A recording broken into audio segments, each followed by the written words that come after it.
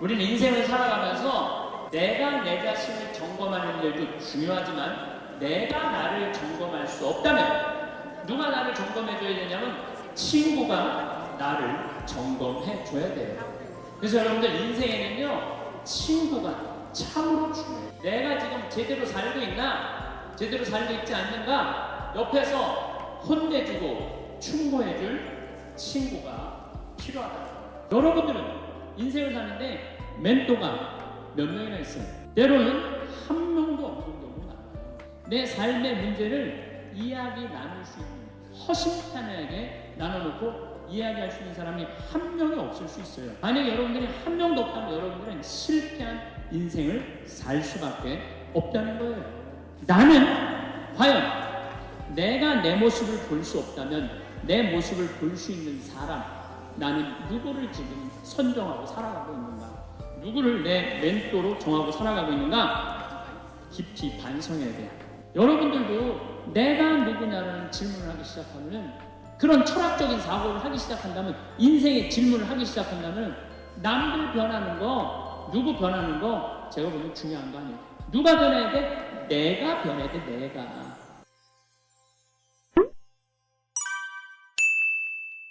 우리는 인생을 살아가면서 내가 내 자신을 점검하는 일도 중요하지만 내가 나를 점검할 수 없다면 누가 나를 점검해줘야 되냐면 친구가 나를 점검해줘야 돼요. 그래서 여러분들 인생에는요 친구가 참으로 중요해요. 친구, 나를 점검해줄 수 있는 친구. 내가 지금 제대로 살고 있나 제대로 살고 있지 않는가 옆에서 혼내주고 충고해줄 친구가 필요하다. 저는 신부로 살면서 뭐 좋은 신부들이 많죠. 네, 멘토가 3명이 있어요. 첫 번째 멘토 신부는 나보다 3살 나이가 많은 신부예요. 이분은 우리 수원 교구에 사회복지를 꽤 오래 하신 분이에요. 참 항상 장애자들하고 사시는 분이에요. 근데 이분하고 얘기를 하면 굉장히 영성적이에요. 정말로 신비가들, 영성가들 이야기를 이렇게 해줄 때 이 신부님을 만나서 하룻밤 자면서 얘기를 하면 하루 피정하는 기분이에요. 근데 하루는 평창 우리 생태마을에 하룻밤 저하고 이야기 나누려고 오셨어요. 근데 갑자기 이제 옷장을 딱 열어보시더니 제가 강의를 많이 하니까 양복이 많잖아요. 또 내가 어떤 한 번은 이렇게 양복이 이렇게 긴 거 이렇게 입고 방송에 나갔더니 할머니들이 신부님 저 긴 양복 입는다고 양복을 맞춰서 보내준 양복도 많아. 평창까지. 네. 그러니까 양복이 한 10몇 벌이 있었어요. 근데 그 신부님이 이런 이야기를 저한테 하시더라고요. 신부 아무리 강의하는 신부지만 양복이 너무 많은 거 아니야? 예수님은 한 벌만 입고 다니라고 그랬는데 근데 실질적으로 그분은 양복이 2벌밖에 없었어요. 내가 그때 얼마나 책임을 몰랐어요. 얼마나 내 자신이 부끄러웠는지 몰라요. 그래서 그 양복 다 정리해갖고 여기 주고 저기 주고 양복을 줄였어요. 그러니까 무슨 얘기냐면 나를 혼내줄 수 있는 친구가 중요한 거예요. 한 2주 전에 저한테 무슨 일이 있었느냐면 어떤 자매님이 평창이 굉장히 춥거든요. 기본적으로 영하 10도에서 15도가 내려가요. 산속이니까. 근데 신부님 추우니까 이거 옷 하나 신부님 거 샀다고 밤에. 근데 딱 입었는데 옷이 따뜻하게 느낌이 좋더라고요. 근데 신부님 뭐 택인지 그거 끼시면 안 된다고 혹시 수리받을 일 있으면 그게 필요하니까 신부님도 휙 버리지 마시라고. 그래서 이제 집에 와갖고 그걸 끼고 딱 가격표를 딱 봤는데 165만 원짜리야. 어쩐지 좋더라고요. 그런데 그걸 보고 누구 생각이 나느냐면 우리 베드로 신부 생각이 났어요. 베드로 신부가 장애자들하고 사는 신부가 내가 이 옷을 입고 다니면 뭐라고 할까? 분명히 너 제정신이야. 혼냈을 거예요. 또 내가 이렇게 우리 교우들 뭐 여러분들을 무시하는 게 아니라 여러분들 뭐 입어봐야 20-30만 원짜리 옷 입고 있잖아요. 근데 내가 160만 원짜리 잠바 입고 다니면서 행복을 얘기할 수 있는 자격이 있을까? 그래서 다음날 그 옷을 그분한테 돌려줬어요. 내가 고민을 어마어마하게 했어요. 네. 근데 돌려주면서 이런 말을 했어요. 내 영혼을 죽이려면은 이런 옷을 자꾸 갖다 줘라. 근데 정말로 나를 사랑한다면 나는 10만원, 20만원짜리면 족하다. 왜 그렇게 비싼 옷을 나한테 선물을 하느냐. 근데 아마 나에게 그 베드로 신부가 없었으면 눈 감고 입고 다녔을지도 몰라요. 나를 혼내줄 수 있는 신부. 그게 멘토라는 거예요. 두 번째 신부는 굉장히 철학적인 신부예요. 이 신부는 나보다 4살인가 나는 사실은 나이 많은 거 별로 안 따져요. 뭐 120년 동안 살면서 뭐 3살, 4살 따져. 네가 형이냐, 내가 동생이냐. 근데 4살 정도 많은 형인데 이 형은 굉장히 철학적인 신부입니다. 굉장히 철학적인 신부예요. 그래서 이렇게 대화를 해보면은 하룻밤을 이렇게 지내면서 대화를 하면은 너무너무 철학적으로 나한테 도움을 많이 줘요. 내 멘토 신부죠. 또 한 신부는 나보다 7살 많은 형인데 이 신부님은 아무 생각이 없는 신부예요. 아무 생각 없는 신부예요. 근데 이 신부님은 아침부터 저녁까지 같이 있어도 지겹지 않아요. 아침부터 저녁까지 같이 있으면 너무 재밌어요. 그리고 이 신부님은 내가 이렇게 밥을 먹고 이렇게 있다 보면 이렇게 김이 묻어요. 이 신부님은요, 껴줘요. 여기 있는 김 껴줘요. 여러분들도 권당 신부님하고 이렇게 자매님들하고 밥 먹는데 먹다 김 딱 묻잖아요. 근데 이거 껴주기 쉽지 않아요. 또 권당 신부님 앞에 김 묻은지도 모르려고 하하하하 막 웃어도 끝까지 안 껴줘요. 근데 그분은 내 입술에 김이 묻으면 껴줘요. 얼마 전에는 이렇게 코를 풀었는데 내가 코딱지가 이렇게 묻었어요. 코딱지가 묻었는데 진짜로 형 신부 코딱지 묻었네. 그 형님은 나한테 한 형은 영성적인 멘토, 한 형은 철학적인 멘토, 한 형은 그냥 삶의 멘토예요. 이 신부님이 아무 생각이 없다고 해서 아무 생각 없이 사시는 신부님 아니에요. 새벽 4시에 일어나고 성서 쓰시고 5시만 되면은 할머니들 이사 일찍 오는 할머니들 마중한다고 묵주기도 1시간 동안 성당 마당에서 하는 신부님이에요. 사랑이 굉장히 많은 신부님이죠. 그 외에도 우리 동기 중에 선비 같은 신부님도 있고 정말 내 주위에 좋은 신부들이 많아요. 여러분들은 인생을 사는데 멘토가 몇 명이나 있어요? 때로는 한 명도 없는 경우가 많아요. 내 삶의 문제를 이야기 나눌 수 있는 허심탄회하게 나눠놓고 이야기할 수 있는 사람이 한 명이 없을 수 있어요. 만약에 여러분들이 한 명도 없다면 여러분들은 실패한 인생을 살 수밖에 없다는 거예요. 그래서 여러분들 오늘 이후부터 멘토를 적어도 3명을 정하세요. 난 오늘부터 황창현 신부님을 내 멘토로 삼을 거야. 그건 안 돼요. 왜 안 되냐면 멘토는 내 삶에서 내 삶을 내 밥그릇 숟가락이 몇 개 있는지 아는 사람이 멘토가 돼야지 멘토가 될 수 있어요. 또 언제든지 만날 수 있는 사람. 그래서 여러분들 주위에 잘 사는 사람들이 있어요. 분명히 괜찮은 사람들이 있어요.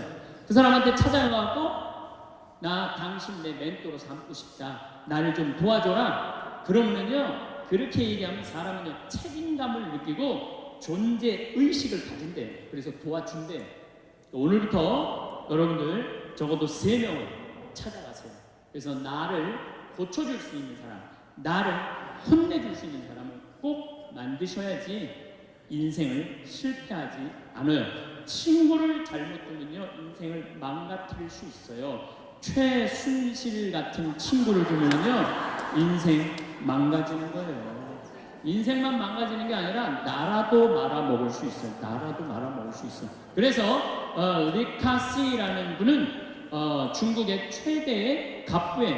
이분이 어떤 친구를 사귀지 말아라. 우리 이건희 회장님은 재산이 13조인데 이 리카싱은 재산이 30조야. 어마어마한 부자예요. 1년에 3천억씩 장학금을 내는 분이에요. 자기는 항상 이코노미 타고 다니면서 대단한 분이죠? 근데 이분이 6불합 7불교라고 그래. 어떤 사람이랑 동업하지 말아라. 첫 번째, 개인적인 욕심이 너무 강한 사람과 동업하지 마라. 딸, 정유라, 그 이상한 고등학교, 이상한 대학교, 비정상적으로 개인적인 욕심이 너무 강했던 사람이죠. 사명감이 없는 사람과 동업하지 마라. 사명감이 없는 사람. 여러분들, 만약에 내 친구가 대통령이야. 그럼 나는 목에 칼이 들어와도 이 5천만을 생각하라고 난 얘기할 것 같아. 그런 사명감 가질 것 같아. 내 친구가 대통령이라면은 내 개인적인 대통령의 힘을 빌려갖고 내 개인적인 욕심 안 채우고. 세 번째, 인간미가 없는 사람과 동업하지 마라. 부정적인 사람과 동업하지 마라. 인생에 원칙이 없는 사람과 동업하지 마라. 우리가 인생을 살면서는 원칙이 꼭 필요해요. 저는 어떤 원칙이 있느냐면 1 더하기 1은 2다. 이게 내 인생의 원칙 중에 하나예요. 무슨 얘기냐면 1억 그리고 1억 은행에 대출 받아갖고 2억짜리 아파트 사면 2억이야. 근데 우리는 무슨 생각해? 1억 내 돈 갖고 1억 대출 받아갖고 2억짜리 아파트 사면 10억 되길 바라잖아요. 그때부터 불행한 거예요. 그래서 나는 1 더하기 1은 10이 아니라 1 더하기 1은 2야. 욕심 부리지 말라는 거예요. 그리고 내 인생의 원칙 중에 하나는 그 달에 번 돈은 그 달에 다 써라. 이게 내 원칙이에요. 그 달에 번 돈 그 달에 다 써라. 네. 특히 신부는 쌓여 있으면은 딴 생각하게 돼 있어요. 그래서 그 달에 번 건 그 달에 다 써라. 그럼 내 최고의 원칙은 뭐냐면 인생은 별거 없다. 먹고 마시고 놀자.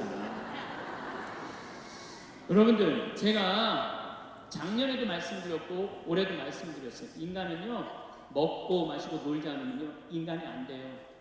내가 대통령 얘기를 안 할래야 안 할 수가 없는데, 우리 대통령께서는 어렸을 때부터 병원 따라다녔어요. 그리고 은둔 생활하고, 그리고 국회의원 대통령 됐어요. 평범한 사람들이랑 먹고 마시고 놀 시간이 없었어요. 사람은요, 평범한 사람들이랑 먹고 마시고 웃고, 우리 예수님처럼 먹고 술꾼으로 어려운 사람들 속에서 살아야지 사람이 되는 거예요. 그걸 못하면요 많은 부분을 잃어버릴 수 있어요. 그리고 감사할 줄 모르는 사람과 동업하지 마라. 그리고 7. 불교. 두려워하는 놈과 사귀지 마라. 사람에게 각박하게 구는 사람과 사귀지 마라. 시시콜콜 따지는 사람과 사귀지 마라. 받기만 하고 주지 않는 사람과는 사귀지 마라. 이게 내 원칙 중에 하나예요. 받기만 하고 주지 않는 사람과는 사귀지 마라. 저는 참 많이 받아요. 정말 많이 받는 사람 중에 하나예요. 작년에 할머니가 나한테 100억 기증했는데 올해 100억을 더 기증해갖고 200억을 내가 받았잖아요. 그리고 내가 잠비아 돕는다고 1000만 원씩 도와달라고 했는데 그렇게 100명도 넘게 저를 도와줬어요. 정말 그 명단을 쭉 보니까 나한테 정말 많은 분들이 1000만 원씩 보내줬더라고요. 이번에 내가 가을에 내 배추 심고 고추 심고 무 심어갖고 김장해갖고 농약 하나도 안 친 거, 그래갖고 다 보내줬어. 그분들 싹 다 보내줬어. 싹 다 보내줬는데 내가 그랬잖아요. 받기만 하고 주지 않는 사람하고는 사귀지 말라고. 근데 나는 정말 고마워서 보내준 거야. 그런데 놀랍게도 신부님, 우리가 이런 거 바라고 신부님한테 봉헌한 거 아니에요. 이거 받고 그냥 있을 수가 없어요. 그래갖고 또 돈을 그분들 중에 보내준 게 2천만 원이 또 넘어. 신기하죠.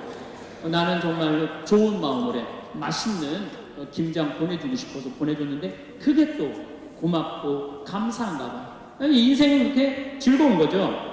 아부를 잘하는 사람과는 사귀지 마라. 권력자 앞에 원칙 없이 구는 자와 사귀지 마라. 동정심이 없는 사람과는 사귀지 마라. 그러니까 우리가 여러분들 친구를 잘 사귀어야 돼. 친구를 잘못 사귀면은 인생을 망가뜨릴 수밖에 없어요. 나는 과연 내가 내 모습을 볼 수 없다면 내 모습을 볼 수 있는 사람, 나는 누구를 지금 선정하고 살아가고 있는가? 누구를 내 멘토로 정하고 살아가고 있는가? 깊이 반성해야 돼요. 저는 우리 대통령께서 그 최순실이라는 친구 말고 대통령의 자리에 있으면은요, 대한민국의 최고를 불러다가 이야기 들을 수 있는 사람이에요.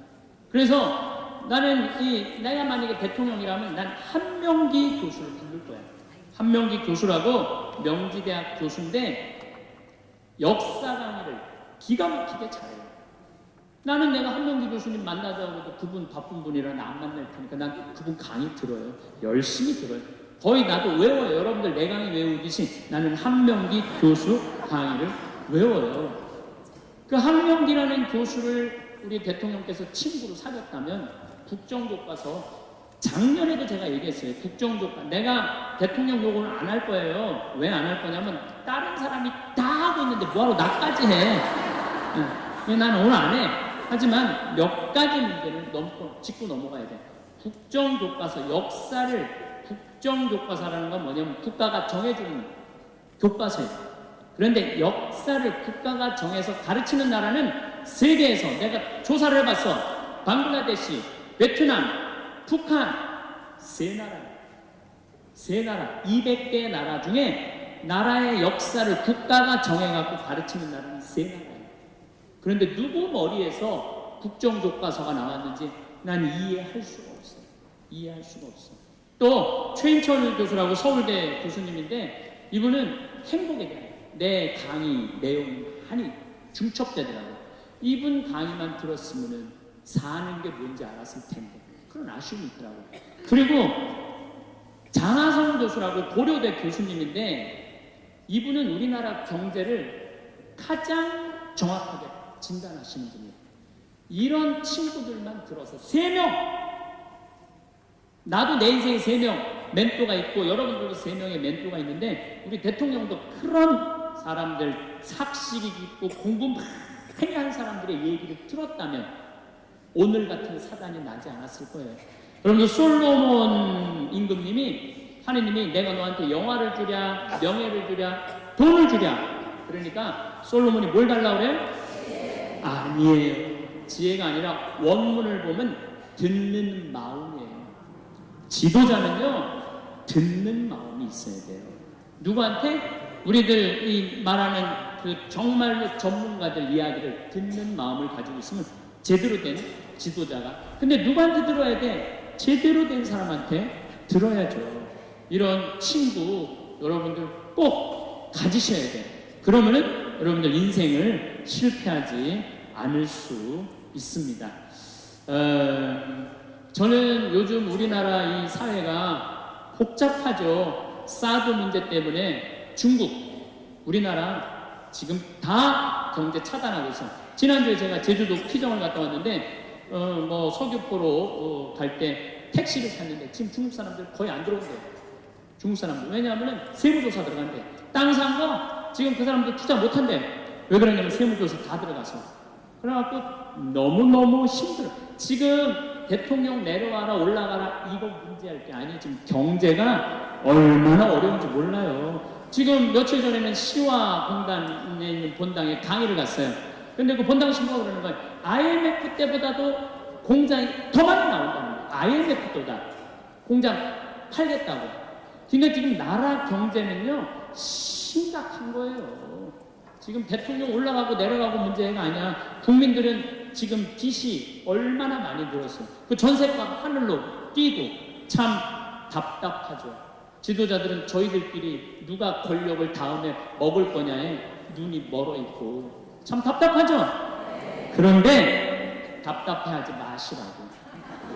왜 답답해하지 마시라고 말씀을 드리냐면 우리나라는요 뭐 5.16 혁명, 뭐 그 다음에 이 5.18 광주, 뭐 우리 정말 그 아이들 그 군인들이 죽이고 뭐 IMF 그래도 나라는 발전하고 있어요.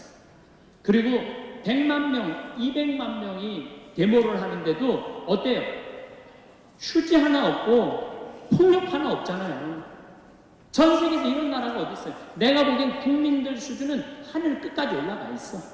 국민들이 탄탄하면요 다른 나라 같은 이러면 벌써 전쟁하고 총 쏘고 난리 났을 거예요. 그런데도 국민들이 수준이 높기 때문에 내 눈에는 아무 문제가 아니야.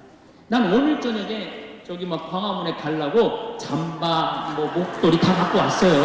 네, 내가 강의하느냐고 촛불 집회를 지금 못 나갔는데 오늘은 내가 이제 가갖고 촛불 집회를 할 거야. 나도 그 50만 원도 내가 요즘 대통령 때문에 너무 피곤해. 정신적인 스트레스를 너무 많이 받아갖고 너무 피곤해. 예. 그럼에도 불구하고 난 대한민국이 희망적인 나라라고 생각을 해요.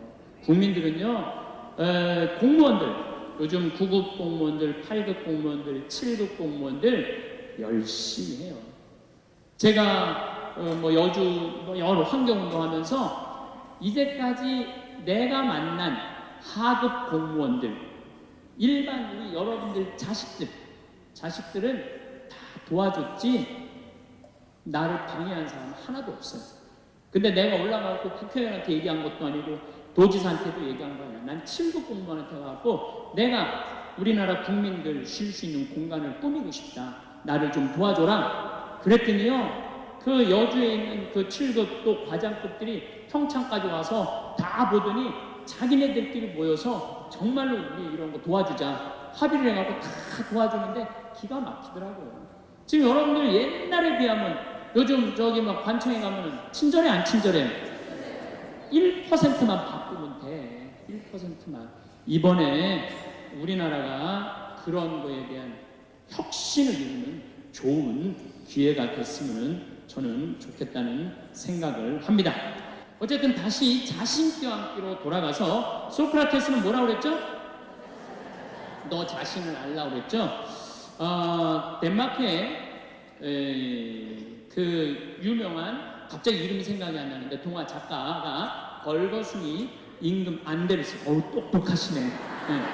덴마크 안데르슨이라는 동화 작가가 있는데 벌거벗은 임금님 얘기를 해요. 벌거벗은 임금님, 이 임금님은 평상시에 뭐를 좋아하셨느냐면 옷을 입고 자랑하는 걸 참 좋아하셨어. 옷을 입고. 근데 그 사기꾼 둘이서 임금님을 찾아가요. 임금님, 내가 기가 막힌 천을 짤 줄 안다고. 기가 막힌 천을. 근데 이 천은 바보 눈에는 안 보인다고. 바보 눈에는 안 보인다고.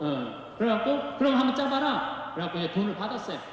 근데 이제 이 사기꾼이 이제 배틀에다가 옷을 짜는데 임금이 가보니까 안 보여. 근데 분명히 뭐라고 그랬어? 바보 눈에는 안 보인다. 막 짜면서 임금님 이 천이 멋있지 않느냐고. 그러니까 임금이 뭐라 그래? 멋있다고. 멋있다고. 네. 신하들을 데리고 와갖고 신하들도 보여주라고. 이제 신하들이 와서 보니까 임금님이 멋있다고 그러니까 바보 눈에는 안 보인다니까 신하들도 뭐라 그래? 멋있다고 그래. 그래서 이제 한 일주일이 지나고 나서 임금님 옷 다 됐다고 입어보라고. 뭐가 보여야지 입지. 손 드시라고 그러는데 손 딱 들고 지금 들어갔다고. 잘 어울린다. 이쪽 손 들으라고. 이걸 또 멋있다고 퍼레이드를 하시라고. 그래갖고 임금님이 벌거벗고 퍼레이드를 하네. 온 국민들이 야 우리 임금님 멋있다고. 왜? 바보 눈에는 안 보이니까. 근데 한 꼬마가 임금님 빨개 벗었네? 그렇게 얘기를 한 거예요. 그러면은 자기도 빨개 벗은 거 알아. 신하들도 빨개 벗은 거 알아.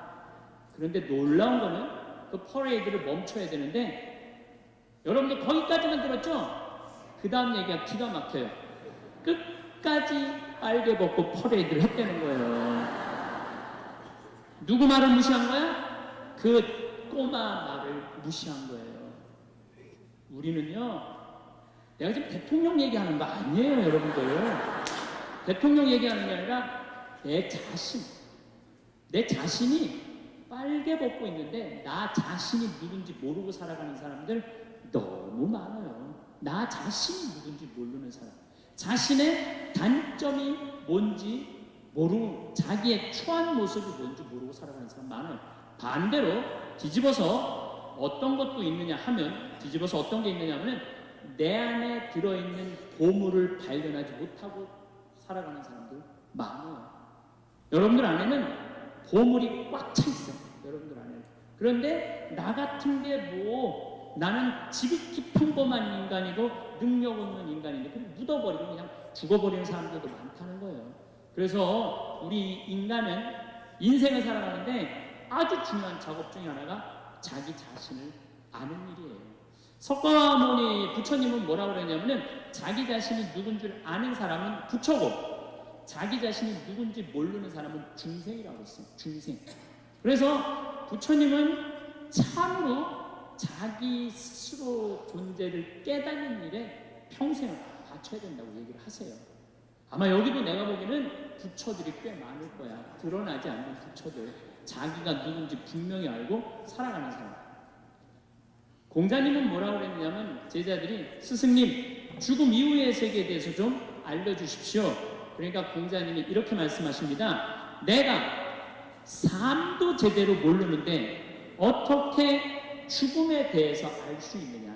내가 내 삶도 제대로 모르는데 죽음에 대해서 어떻게 아느냐. 그러니까 그 유명한 공자님도 자기의 삶에 대해서 모르는 거야. 어떻게 죽음까지 겸손한 거죠. 우리는 뭐라 그래? 나 다 알아. 내 인생 돌아가는 건데 내가 딱 보면 알아요. 딱 보면. 딱 보긴 아니 뭘 알아. 내가 가장 무서운 말 중에 하나가 그거예요. 딱 보면 알아. 뭘 딱 보면 알아. 여러분들 딱 보면 알았어? 우리가 얼마나 잘못 판단하고 사는지 몰라요. 예수님은 뭐라고 그러셨어요? 예수님은 이렇게 말씀하십니다. 마태복음 7장에 보면 남의 눈에 있는 티끌끈을 생각하지 말고 네 눈에 있는 들꽃끈이라고. 누구를 들여다보라는 거야? 자신을 들여다보라는 거예요. 제가 이제 잠비아를 한 4년째 봉사활동을 가는데 잠비아 올해 내가 깨달은 진리가 있어요. 무슨 진리를 깨달았느냐면은 이제 이번에 80명이 봉사자가 왔거든요. 의사 선생님들 12분, 또 병원 관계된 간호사 선생님들 다 합쳐서 20명, 그 다음에 전문가 설계사들 또 한 20명, 그 다음에 대학생들 봉사자들 40명이 갔는데 너무너무 많이 가다 보니까 물이 끊어질 때가 많아요. 물이 부족하니까 물이 끊어질 때가 많은데 화장실에 가보면 일은 봤는데 물이 안 내려오는 거예요. 그런 경우가 많아요. 그래갖고 딱 급해갖고 화장실을 딱 하고 딱 보면은 이게 똥이 들어있으면 너무 더러운 거야. 그냥 쳐다보기도 너무너무 더러운 거야. 이 물은 안 내려가고. 그런데 그걸 깨달은 게 아니고 놀라운 거는 내가 똥을 넣고 내 똥을 보면 안 더러워. 여러분들 어때요? 여러분들 화장실에 가고 여러분들이 이렇게 똥 넣고 여러분들 똥 보면 더러워 안 더러워요? 별로 안 더럽죠? 그런데 남의 똥을 보면 그 기분이 어때? 더럽잖아요. 근데요, 이게요, 우리 인간의 삶 안에 들어있어. 남의 단점은 더럽고 내 단점은 안 들어오는 거예요. 심지어는 내 단점은 아예 안 보이는 경우도 너무 많아요. 내 단점이 안 보이는 경우도 너무 많아요. 내 단점이 안 보이니까 내 자신의 모습을 모르는 거죠. 내 자신의 잘못된 추한 이렇게 올라간 거 모르니까 그리고 돌아다니고 있는 거예요. 그러니까 아무도 이거 올라갔다고 얘기해 주는 사람이 없는 거야. 끝까지 이러고 하루 종일 다니는 거야. 이러고 벌거벗은 임금님이 그러고 다니는 거나 무릎을 잘못 치려고 이러고 그냥 깔깔거리고 있는 거나 내가 보기엔 우리 자신이 남의 똥은 들었고 내 똥은 안 들어온 거나 다를 바가 하나도 없다는 거예요. 그래서 내 자신이 누구냐 이거 꼭 물어보셔야 돼요. 내 자신이 누구냐. Who am I? 내가 정말로 영어 오래간만에 한번 쓰는데 Who am I? 나는 누구냐. 저는 천주교 신부예요. 그렇잖아요. 난 천주교 신부예요. 천주교 신부고 과연 내가 교우들한테 뭐를 전해주는 사람이냐. 하늘나라의 기쁜 소식, 군 뉴스를 전해주는 사람이에요. 그러니까 나는 어떻게 살아야 돼? 내가 하늘나라의 복음, 기쁨을 알아. 그러니까 나를 통해서 교우들은 뭐를 느껴야 돼? 기쁨을 느껴야 돼. 근데 내가 맨날 인상 쓰고 나는 너무 사는 게 힘들어. 사는 게 지겨워 죽겠어. 이놈의 사제복 너무 무거워. 이러면 여러분들 나를 보고 기쁨을 느끼겠어요? 못 느끼죠. 하느님으로부터 오는 기쁨을 나는 교우들한테 전해줘야 돼. 또 요한 1서의 말씀처럼 사랑, 하느님의 사랑, 우리가 하느님을 사랑하는 게 아니라 하느님이 우리를 사랑하는 것을 나는 교우들한테 알려줘야 돼. 왜? 나는 사제니까. 나는 사제니까 내가 누구냐를 물어봤을 때 교우들은 날 통해서 위로를 받아야 돼. 누가 전해주는 위로? 예수님이 전해주는 위로를 받아야 돼. 기쁨을 받아야 돼. 요즘은 이제 4년 전부터 제가 잠비아를 이렇게 다니고 있는데 전 참 행복해. 왜 행복하냐면 한국은 뭐라고 해도 먹고 살만한 나라예요. 지금 뭐 어쩌고 저쩌고 해도 경제 세계 12위야. 국민소득 28,000달러야. 여러분들 지금 옷 입고 있는 거 보면은 다 기가 막힌 거 입고 앉아 있어요 지금. 네. 한국은 문제 없어요. 근데 잠비아를 다녀보니까 대부분 다 맨발로 다녀요. 대부분 다 맨발로 다녀. 그런데 이번에 잠비아를 갔을 때 그 병원을 운영하는 마들렌이라는 수녀님이 나한테 면담을 청하더라고요. 신부님이 지금 잠비아에 농업대학, 신학교 이런 거 짓는 거 좋습니다. 그런데 잠비아에는 어떤 아이들이 많으냐면 에이즈 걸린 아이들이 많다는 거예요. 에이즈가 걸린 아이들.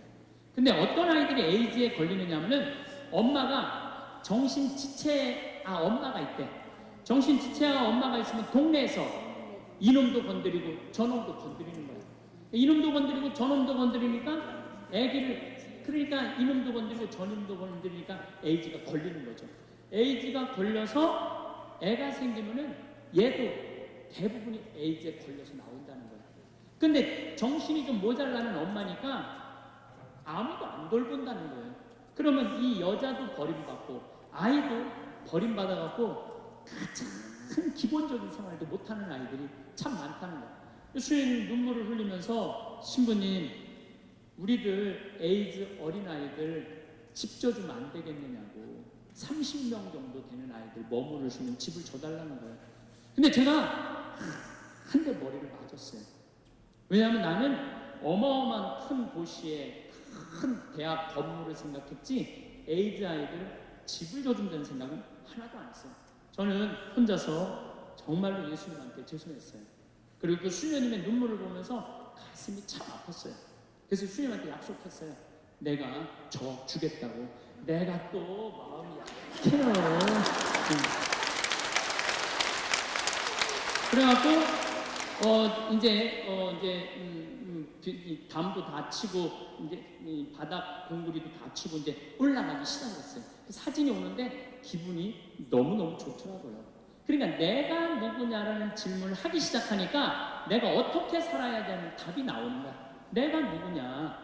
작년에도 내가 요맘때 여러분들한테 이런 말씀을 드렸어요. 간호대학 짓는데 30명만 나를 1,000만 원씩 도와주면은 내가 간호대학을 짓겠다고. 근데 놀랍게도 3달 만에 30명이 돈을 보내줬어요. 1,000만 원씩. 근데 그 할머니들 중에 신부님 내가 평생 모은 돈입니다. 신부님 내가 자판에서 신발 팔은 돈입니다. 내가 이렇게 모은 돈입니다. 신부님 나도 인생을 살면서 한 번은 좋은 일을 하고 싶습니다.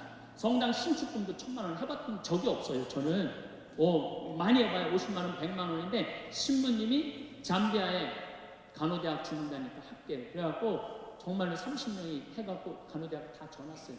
내가 오늘 여러분들한테 또 한 번 사랑을 실천할 기회를 드릴게요. 이번엔 30명도 아니야. 20명이야. 20명. 우리 에이즈 이름은 라파엘의 집에 치유 수호천사 라파엘의 집을 여러분들이 봉헌하면은 이제 내가 그분들 나중에 다 잠비아 데리고 갈 거야. 물론 비행기표 본인이 내야 되겠지만은 다 잠비아 데려갈 거야. 그래서 내가 낸 돈이 얼마나 귀하게 쓰여지는지. 그래서 나는 누구인가? 나는 천주교 사제로서 어떻게 살아가야 하는지 답이 나와요. 내가 만약에 학교 교사야. 학교 교사면은 어떻게 해? 나는 아이들한테 뭘 가르쳐줘야 돼? 인생을 살아가는 방법을 가르쳐야 돼. 어떻게 살아야지 참답게 사는 방법을 가르쳐야 돼. 내가 누구냐라는 질문을 하면 내가 경찰이야. 경찰이면 뭐를 해야 돼? 국민들 안전을 지켜줘야 돼. 이번에도 데모할 때 보면은요, 내 강제로 진압 안 하는 거 보면서 정말로 이번 경찰들 존경스럽더라고요. 또 막 쓰러진 사람 보면 막 자기네들 뜨거운 팩 막 던져주고, 국민을 보호하는 사람이야. 검찰은 또 뭐 하는 사람이야? 정의를 세우는 사람, 정의를 세우는 사람. 내가 누구냐? 권력편에 서서 아부하면서 여기 이상하게 재판, 여기 이상한 사람들 감옥에 갖다 놓는 게 아니고 정의로운 사람. 그러면은 판사는 누구냐? 내가 누구냐라는 질문을 하면요, 어떻게 살아야 되는 답은 나와요. 대통령이 내가 누구냐라는 질문을 제대로 했다면, 내가 누구냐? 나는 5천만의 생명을 책임지는 사람이다. 그랬다면 대통령이 그 세월호 7시간 저렇게 함구하지 못해요. 온 국민의 이 세월의 아이들 249명의 어른이 55명이 죽어서 304명이 죽어서 304명이 4월 16일 날 2년 전에 내가 그 안산에 자주 강의가 내 동창 신부가 그 성당에 14명의 본당 애들이 죽었어요.